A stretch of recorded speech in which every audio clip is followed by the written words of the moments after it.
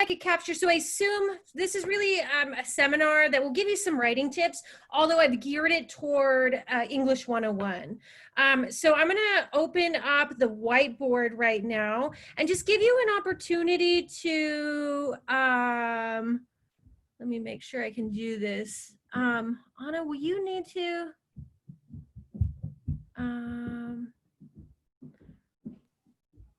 Are you missing some controls? Yeah, it looks like it. And I'm going to admit this other person. Are you able to share the whiteboard feature? I'm not seeing whiteboard on mine. We should be co-host. Let's see if I can make you. If you go to screen share, it's an option there. Yeah. But I'm not seeing it come up on mine. Only host all participants. Darn, that's. Let me see if I can. How about if I say one participant can share at a time, but then if I say all participants, does that solve the problem? I'm not sure. Let's try. Okay. That make it any better? Let's see. I still have the regular screen up. Make host. I'm going to make you the host. That might solve it. Change host. All right, let's see. All right, you're the boss now. Okay.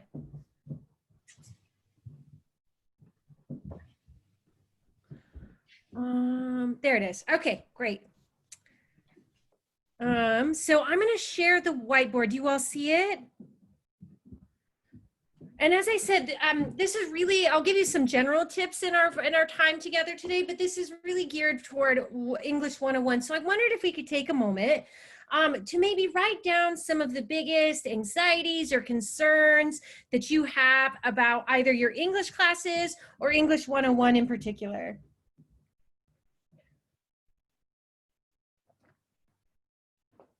Are you, you can use the text function, you can draw if you'd prefer to do that. Yeah, just jot down some of the things, and maybe you don't have any concerns, you can acknowledge that as well. But you can just pop right in there and say,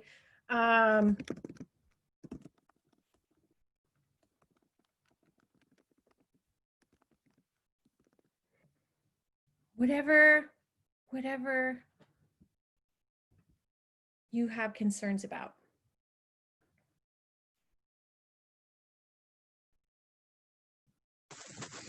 I would say a common concern I have about writing is I tend to get off topic when I'm talking about one thing. There's a lot of ideas that come up, and I just tend to lose point. Yeah. Thank you for sharing that. I jotted it down, and you know what? If you want to share out that way too, I can record it on the whiteboard if that's helpful. Or if it's easier to just have a conversation, we can do it that way as well. I just want to make sure that we have a variety of tools that we can use that encourage your responses. Personally, problem that I'm not looking forward to is like I don't feel like I did the best on my that I could do on the writing placement exam because they were asking my brain, like me, to do too much with too small of a source. Like 700 words out of that source is just not possible for me. Okay, so some concerns about placement. What other concerns do you have about your writing experiences at WSU Tri-Cities, or in general, or in regard to English 101? It looks like Nia added a good one in the comments. Oh, fantastic. Is the whiteboard showing up on your end? Yeah, okay. Wait, Anna, can you relay that since I have the whiteboard up? Totally, yeah. It says, I'm currently in the military and we have a different style of writing. I tend to use that type of writing style and I need to learn how to differentiate. Ooh, that's a good one. Absolutely. Other concerns?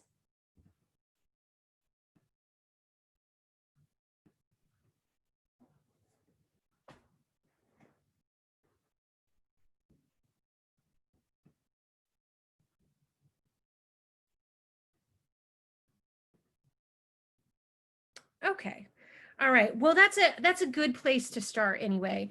And so, and I'll try to address these as we go through some of the activities that I prepared for today. And they're really focused on a couple of different things. First, I want to review the writing program administration outcomes and really look at how the outcomes for 101 on our campus. But we'll start with sort of a quick broader conversation. I really just rolled that in for those of you who may be moving on to other institutions because they're commonly utilized in crafting outcomes for individual writing programs for the English 101 programs. But then we'll take a look at the ones that we have at WSU in place as well. And then after that, the tips I really want to focus on are drafting and revising, reverse outlining, and proofreading. And I think that we can hit some of those concerns, not all of them, but we can hit some of those concerns in that discussion. So without further ado, I'm going to take the screen share off and for now, and then I'll pull up the outcomes for our class or for our 101 course at WSU Tri-Cities. And you can get a sense of what it is we're looking to accomplish, what our goals are for our students by the completion of the course. And so let me just pull that up. And I'll share back out. Now, will most of you then be taking the 101, English 101, is that right? Maybe. Yeah, maybe. Okay. Actually, I already took English 101. I'm kind of using this for History 105 because there's a lot of paper writing too. All right. All right. Thank you for letting me know that. Some of these, so I'll go quickly through the outcomes. Anna, are you able to admit those who are looking to attend? Yeah, let me work on that. Great. I'm just going to go forward. So if you could tackle that part, that'd be great. Okay, so I'm going to quickly share then. And then we'll talk about some of those tips. So I'm going to go back to the screen share option.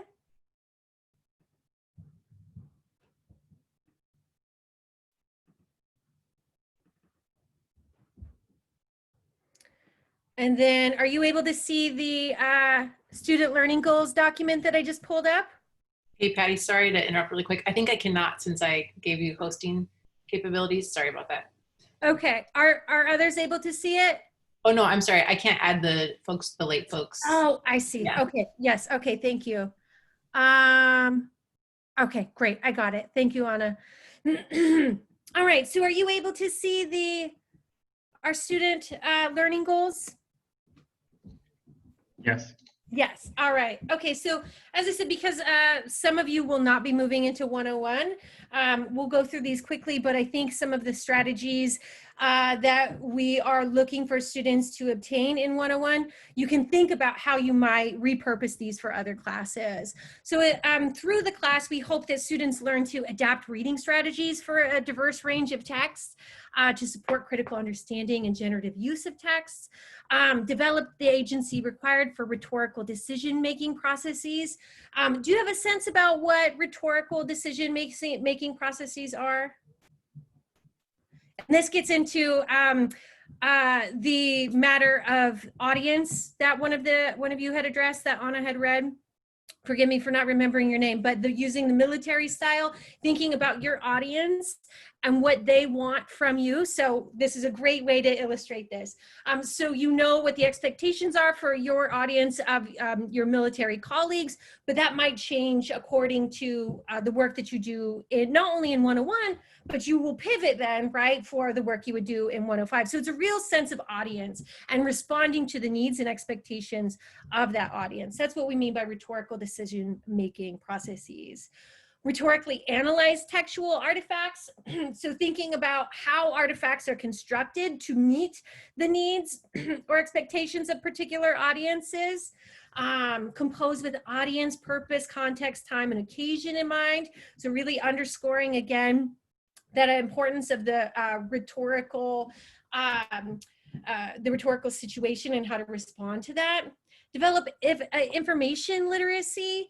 And this really talks about, or this really speaks to being able to access sources, but also to really think about examining those sources to determine whether or not they're credible, right? And a very important skill in our particular day and age. Recognize, analyze, and critique the systemic connections between language, knowledge, and power. Recognizing that English, particularly standard written American English, is not neutral, right? That it's always informed by power structures. Understand and apply and practice rhetorically negotiated the formal rules and informal guidelines that shape readers' and writers' perceptions of correctness and appropriateness. Again, sort of speaking again to that last point. So those are the skills that we're hoping to cultivate in 101 specifically. But again, thinking about some of those things, the idea of our 101 is really to think about how we can better prepare you to write for other circumstances, academic circumstances in particular, but also professional ones that you may encounter as you move through WSU Tri-Cities and beyond. So any questions about those? Okay. So for now then, I'm going to, okay, I'm just sort of catching up on the chat here. Yeah, I mean, I see some of the concern. I'm just looking over Adams. I'm concerned about being able to analyze our textbook well enough to explain what I've learned and understood. And these are, skills that you have to continue to cultivate, right? So it may not be a perfect go at it the first time you do it, but the more you do it, the more you familiarize yourself with that kind of language, that kind of writing, the better you'll be able to analyze that. So a lot of what we'll talk about today is, especially when the things that really focused on are looking at writing process strategies. But the idea is really that you sort of keep at it. And I think that that's really at the heart of the writing process, is that you keep at it. But that also holds true for reading, right? And the kinds of concerns that you've identified there. Okay, so now that we've gone through that, I wanted to start by talking quickly about free writing as a strategy for writing. So how many of you, when you are writing, you're worried about getting stuck? You get the writer's block. Anyone have those sorts of experiences? I'm going to check my chat here. Yes, absolutely. Yes. All right. Have you heard of free writing? And this goes by other names as well. Quick write sometimes. Sometimes I'll refer to it as just sort of the moment where you're just sort of throwing the things up on the paper, right? And I plan to maybe do a little to try this in our time together today, but perhaps we'll see. I'll take your temperature and see if that's something that you'd like to do. But how many of you have done a kind of exercise where you keep writing, push yourself to write for a certain period of time? When I do this in class, it'll generally be about for 10 minutes. We don't really have to spend 10 minutes on today, but you just write whatever comes to mind. And this is one of the documents that I linked in the Google Drive. And I hope all of you got that link. I can resend that if that's helpful. But it's under Peter Elbow, it's under free writing. And it's not exactly like, I'm just responding to Nia's comment here. It's not exactly like writing a draft or an outline, although it certainly can be a tool used for that. It's taking, when I do it, I set a timer. I have a time in the back of my mind and say, I'm just going to write, even if, as Peter Elbow says, I don't know what to say right now. I don't know what to say. I don't know what to say. Even if that's what you're writing, you force yourself to keep writing. And the idea with free writing is that you sort of generate these various patches in these shorter blocks, and then you put them together. Now, is that going to be a perfect draft? Absolutely not, right? And that speaks to this idea of those terrible first drafts. But it doesn't, as long as you're getting words on the page, that's all that matters for that first step forward in writing, right? Just getting those terrible ideas down. Some good ones too, but there will be some terrible ones too. And the idea is, and I link this It looks like I'll need to do some adjustments to the link that I sent out, and I'll do that before we close up today.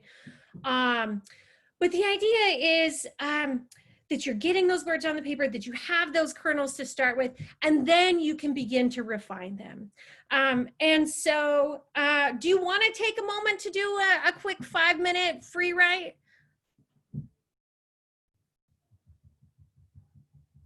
I see a shirt. All right. Okay. So what I want you to do is I'll set the timer for 5 minutes. And while we're working on this, I'll actually go through and take care of the issue with the Google Drive link. And then I'll see if you want to share anything out. Now, if I were doing, sometimes you can do this more generally, as we'll do today, but I also do it in more targeted fashion when I'm working on a particular piece. So let's say I'm in that writer's block moment and I can't think of how to move forward, and I'll say, okay, it's time for a free write. So I set my timer and then I just keep writing. But under those circumstances, it's usually very targeted. Like, how do I think through this argument? Or how do I make use of this source most effectively? Or what are some of the opposing arguments that I need to think about here?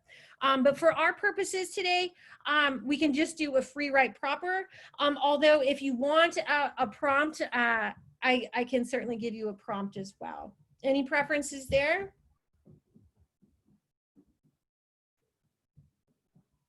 All right, so 5 minutes of free writing. Get your word processor out, get your pen and paper out if that's what you prefer, and I'll check back in 5.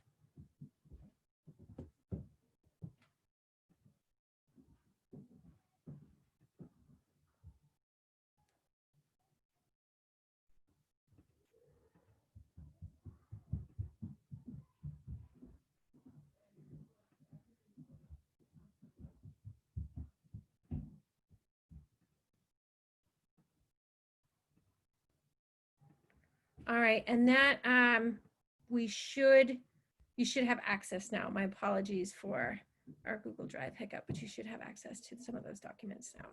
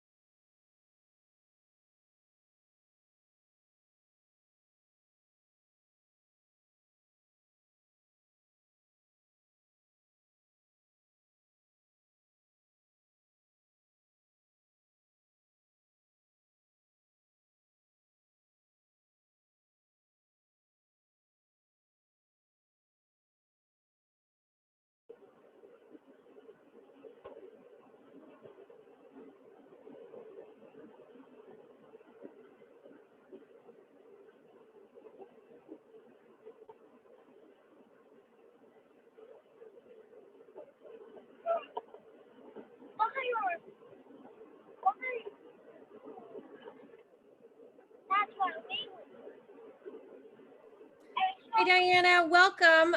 Would you mind muting your screen, please? We're doing a 5-minute free write at this moment, and then we'll join back up. We have just 3 minutes left. Okay. Thank you.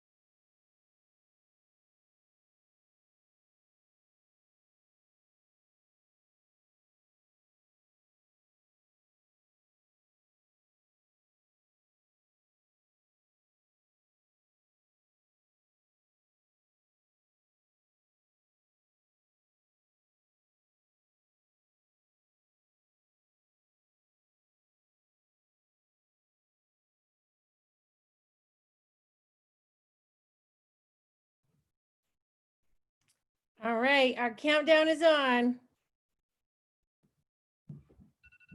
All right, that's 5 minutes. Anyone want to share their experiences?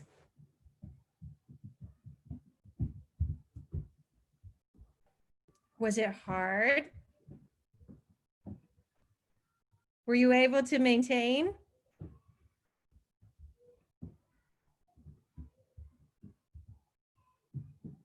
Yeah, okay. Okay.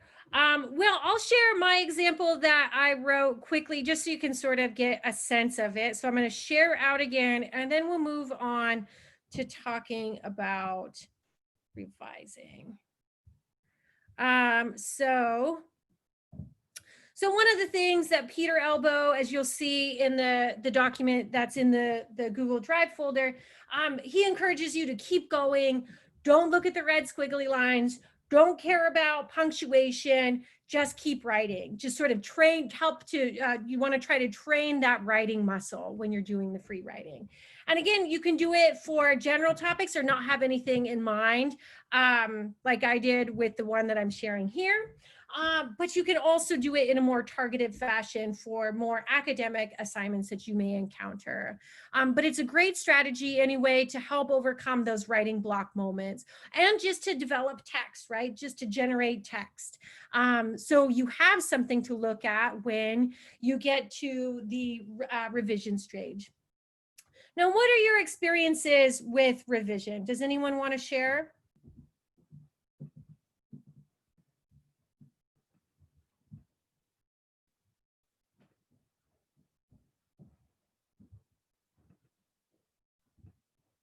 Is revision normally part of your practice?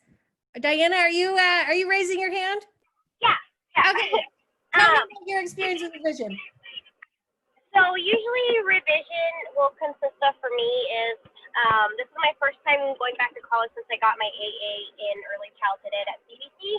Yeah. But a lot of the time my revision of having a friend proofread, having my sister who's also has her degree in education proofread, and then kind of going over, like you said, checking punctuation, checking the red squiggly marks that I may have missed while I've been kind of clicking away.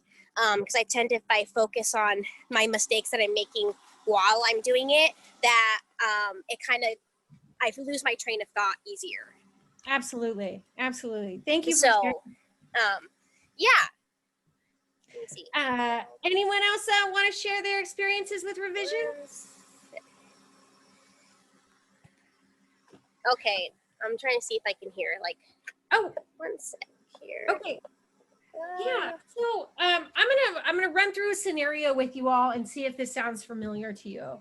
I think this is particularly true for me when I'm writing something that involves resources or some sort of argument, and I'm still trying to figure out what I'm trying to say.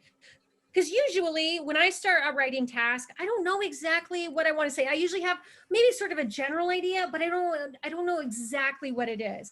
And this reminds me of the E.M. Forster quote. How do I know what I think until I see what I have to say? I am having a little bit of a hard time hearing. Like, it's like your mic's really low. Huh. Like, your mic is like super low and it's kind of a little hard to hear. Yeah. Is anyone, I don't know how to handle that problem. Is that consistent across the board? I can hear you fine. I don't know about others, but. Okay. Maybe it's me. Let's see. Okay. Well, one thing, Diana, we are recording this. We're still recording it, right, Anna? Yep, it's Okay. going. Yep. So, Okay. if that's the best solution that comes to my mind immediately, anyway. But I am sorry about that. Okay. So when you're starting a writing, No, I can hear it a little bit better now. Oh, okay, good. So when you're starting a writing project, sometimes you don't know exactly what it is you want to say. You have, again, sort of this general idea, maybe a general argument, and then you go through and you start working through those body paragraphs. You start, looking through your resources, closely working with them, pulling out quotations that you want to use, synthesizing them. And then you finish the essay, let's say you're working on it in those pieces, maybe you're doing some free writing to get over those humps, and then you have a full draft. Okay, so you have your full draft, but then you notice, because you started with the introduction, that it doesn't match. It doesn't match exactly where you ended up. Have any of you had that experience before? I always have that happen. My introduction doesn't match my paper. I think the intro is the hardest part for me. Reem, me too. Me too. Well, okay, that and the conclusion. The conclusion, I usually have to give myself a whole day just to do that conclusion because I'm so pooped by the time I got there. I just don't even want to. Can't even deal with it, right? I agree. Yeah, so let's think about what this can mean, what the scenario can mean in the context of revising. So I really appreciate what Diana had to say in terms of we want to look at proofreading, we want to look at editing and things along those lines, and I'll offer some tips for that in a minute. I'm actually going to differentiate between revising and that kind of proofreading. Revising is, really rolling up your sleeves and getting back into it. So let's say, and Rima, I may put you on the spot here if that's okay. What do you do then when you see that where you ended up isn't where you started? How do you tackle that? I usually get some help, like from the writing centers, anything that can, like, knows better than me, Yeah. and they help me tackle it down of how to look through it and what to write. Yeah, that's fantastic. I can't speak highly enough about our writing center. So I hope that that's a resource that you all make use of as you move through your time at WSU Tri-Cities. But this is where, right, that revision can really come into play. So let's say, okay, you did all of the work, you go back to your intro and you say, okay, I need to make sure now that this matches what I've done. So maybe that means you're going to be revising your thesis. So your thesis better and more accurately fits the heavy lifting that you've done in those body paragraphs. Maybe it means you have to reset up your intro. Maybe the problem that you were looking at initially, as you worked through so hard developing those supporting points, maybe that your intro doesn't really fit now. So you have to go back through and revise the intro in a way that's going to fit. Or maybe one of those body paragraphs that you're looking at now doesn't really align with the argument that you've made. So you have to go back and revise that so the whole product works together cohesively. So that's sort of what I mean about revising. It's really rolling up your sleeves and really rethinking the whole product that you've put together. So it's digging in deeper than some of those surface level corrections that you may make through things like the proofreading, editing, that kind of thing. And in the Google Drive, I linked a piece by Dawn Murray, and it has some really great questions to help you think through revision processes. But if I were going to distinguish between revision and editing or proofreading in a nutshell, it's really rolling up your sleeves and getting back into the content and being, I know sometimes we get so attached to the things we wrote. I just had this experience recently. Like, oh, I was so attached to this bit, but it didn't fit the argument as we kept revising it again and again, right? It had to go. So, even though I love this and I put my blood, sweat, and tears into it, it just wasn't going to make it into the final product. So that really thinking, that deep thinking through the content is what I mean with that's what I mean when I say revising. And again, that Dawn Murray piece in the Google Drive has some really great questions to help you think really deeply about your work. I'm going to offer two more strategies. One is a reverse outlining. And I think that this is something that can be really useful to students as well in terms of developing clarity, cohesiveness, and organization. How many of you done reverse outlining before?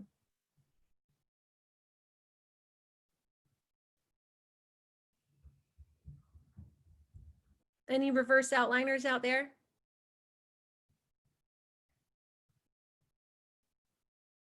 Okay. Okay, thank you, Lucas. Okay, so reverse outlining, and I'm gonna just pull up a quick document so you can get a sense of what I mean here. And then I will screen share. So this is from a paper that a student of mine years ago wrote. And I just wanted to illustrate how reverse outlining can work.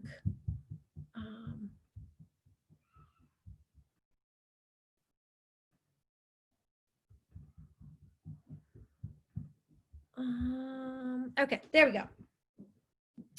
Okay, so this is the paper that my student wrote on racial profiling post 9/11. And so the first paragraph, sort of your typical introduction, I highlighted sort of the main argument of the thesis of the paper, that 9/11 attacks prompted increased racial stereotyping. So a reverse outline, you would sort of have your general thesis in mind, because you want to always be checking your body paragraphs against your thesis to make sure that they're all aligned, that those arguments all aligned. But then we can take a look at this, this first body paragraph here. And you want to have a clear sense of what it is that you want to deliver in that paragraph. And then just try to summarize it quickly. So anyone want to take a stab at how you may summarize that first paragraph?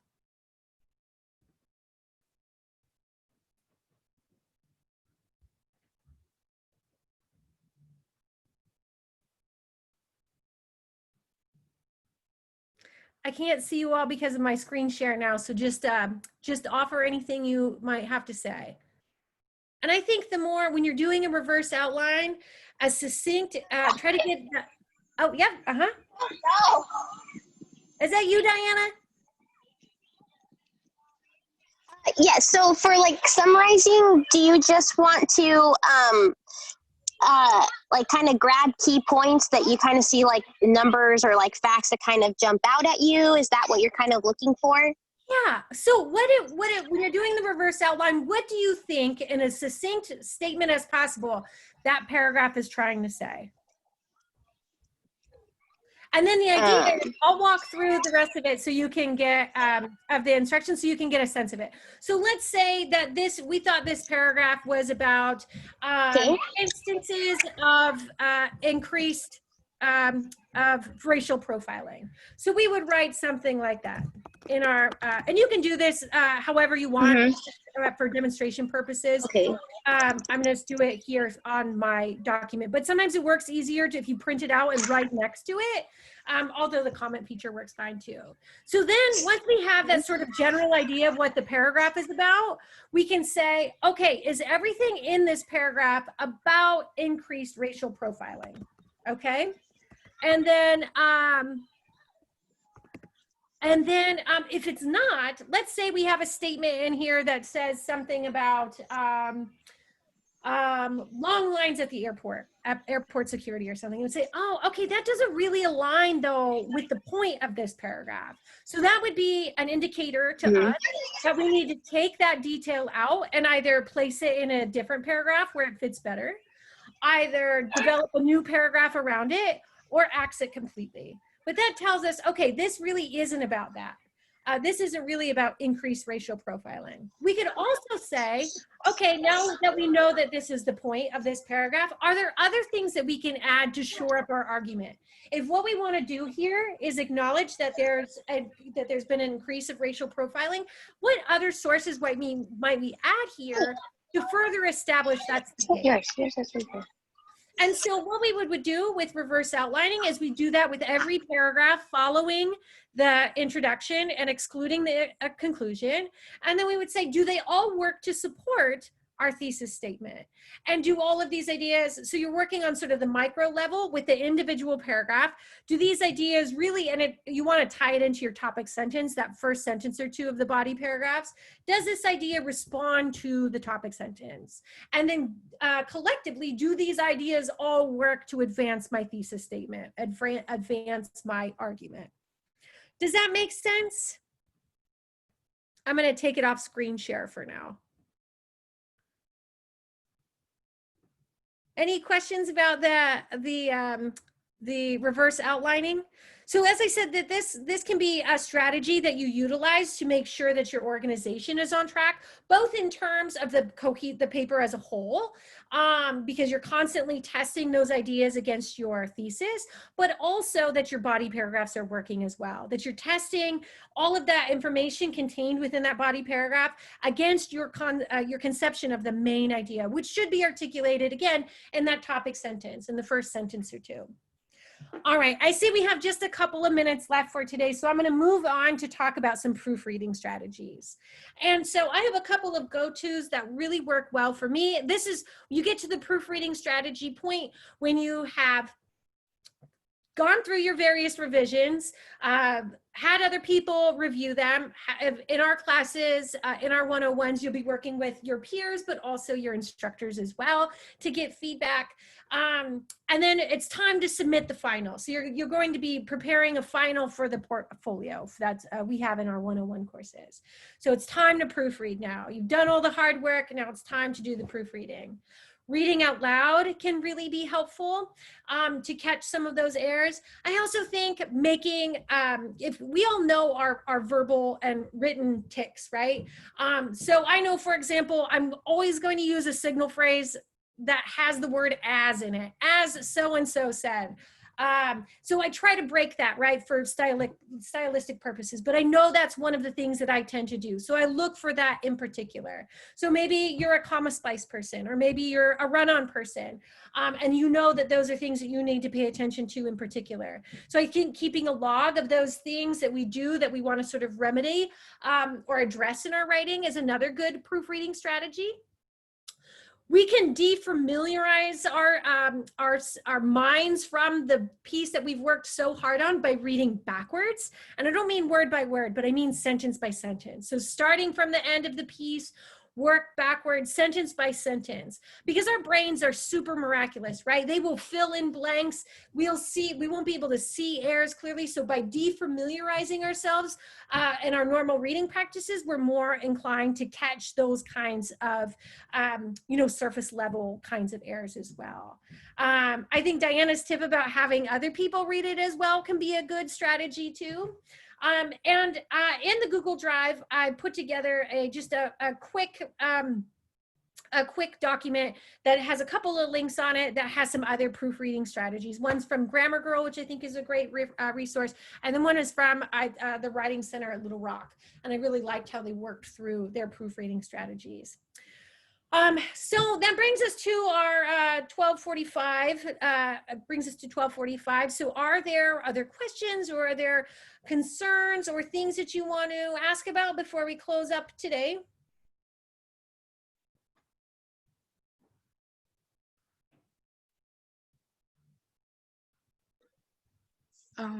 I just have a question. Like, what do you tend to do when you have when you have a specific topic, but you end up having with a lot of ideas, like that some do not match your topic, but you just don't know that. Like, what do you do at that point? Yeah. So a lot of ideas. Is this a question about how to narrow down, or making sure that you're staying on track? Both, like how to narrow down this too much ideas and kind of like match it with the actual topic. Yeah, that's a great question, Reen. Thank you. I mean, my instinct is to try to always to find something to write about that's meaningful to me. I think that can help, to provide motivation in moments where that sort of maybe, well, otherwise lacking, to be frank about it, I suppose. So that would be my instinct in terms of thinking through what I want to write about. So maybe you have an assigned topic. Within that, how can I find something that's really meaningful to me and something I want to explore? You're going to be spending a lot of time writing just inevitably takes a lot of time, right? And so I think that's one thing that I try to make sure that I do. How do I find a way that within the constraints of the topic that I'm given, how can I find a way to write about something that works for me? And then, making sure that that the idea is meeting the circumstances that of the assignment. So making sure, so you have to think about a lot of different things, right? So you have to think about page length, for example. If you choose a topic that's too broad, you might be able to, say a lot about it, but you're not saying a lot of anything that's really new or nuanced about it, right? And so I think you have to take into consideration what the constraints of the assignment are to make sure that there's a nice balance of, being able to provide that sort of nuance while also meeting the expectations of the assignment. So I think that's a hard question to answer without but it's a hard question to answer because you have to take into consideration all of the circumstances at hand. But when in doubt, what I would say is make sure that you're talking to your professor about that, right? Because your professor is going to have a good sense of what it is that they are looking for when they're, when they're putting their assignments together, to making sure that you have a balanced topic that's not too broad, that you're just sort of doing an encyclopedia edition, right? But something that allows you to dig in a little bit more deeply. But I think at that moment, it's a good point to reach out to your professors. But you want to keep in mind, in general, you want to keep in mind those various constraints. How much time do you have to spend on it? How long is the assignment? That kind of thing. So it's that's not a hard and fast answer, but I think it's finding that balance of generalizing and then also finding nuance, and then speaking to your instructor if there's any sort of doubt. Thank you. That's helpful.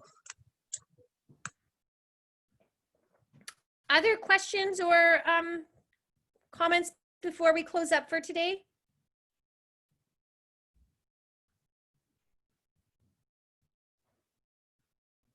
All right. Well, thank you everyone for coming today. And if you ever want to reach out to me, my email is patty, PATTY.wild, WILDE at WSU.edu. And I'm more than happy to field any questions that you may have as you move forward at your time at Tri-Cities. So thank you, Dr. Wild. It's always good just to hear like really practical suggestions. So I really appreciate everything that you've put together for us. And to everybody who joined us, I gotta say, we've been working all summer to figure out how to make this semester a great one. And I'm just happy to see you. I'm happy that every person was able to make it today and that we'll see you in classes starting next Monday. So yeah, thanks for joining us. And if you're coming back for, I might see some of you for some of the other ones. We're running something every day up through Thursday. If you're on Wednesdays though, if that one was interesting to you, it's at 1 p.m., not noon. But otherwise, we might see you tomorrow. And if not, have a great week and we'll catch you in class on Monday. All right, take care, everyone.